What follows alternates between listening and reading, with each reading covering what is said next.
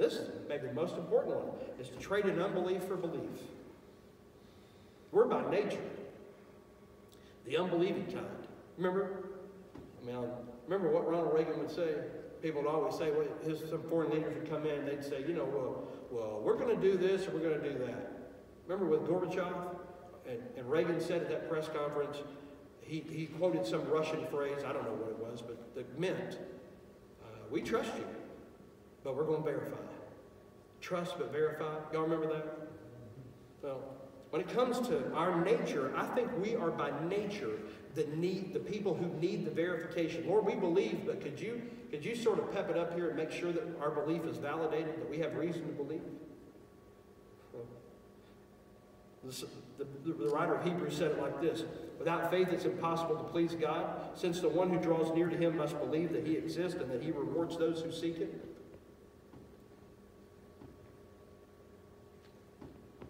You can't please God without faith. And Jesus said it like this. This is one of my last verses here. Matthew says he didn't do many miracles there because of their unbelief. They didn't believe.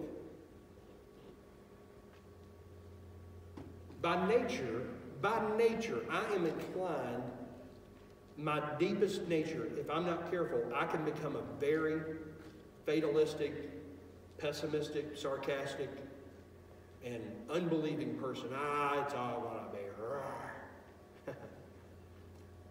But when Christ came and invaded my life, and he's been spending time working on me over these last 30 plus years, he's challenging me, he has challenged me to be more of the one who believes that God is able and that God can. And so if you want to have victory in your attitudes, these things of pride and selfishness and partiality and unforgiveness and unbelief, they have got to systematically, periodically be cataloged, looked at, and be traded off for something different. Where you get honest with God and you say, God, boy, I'm really hanging on to some unforgiveness here, Lord, and I don't know what to do about it. I need your help.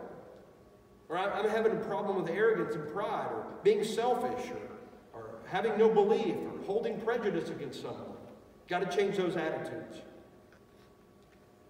So what is our most subtle enemy? Going through the motions. I'll say this and I'll be through. Here's what Jesus said about people who just go through the motions. He said, this people honors me with their lips, but their heart's far from me. They worship me in vain, teaching as doctrines, human commands. They go through the motions. Spiritually speaking, we're able to, practically speaking, we're able to do the same thing. Just go through the motions. Fake it till you make it. Blab it and grab it. Name it and claim it. Just go through the process.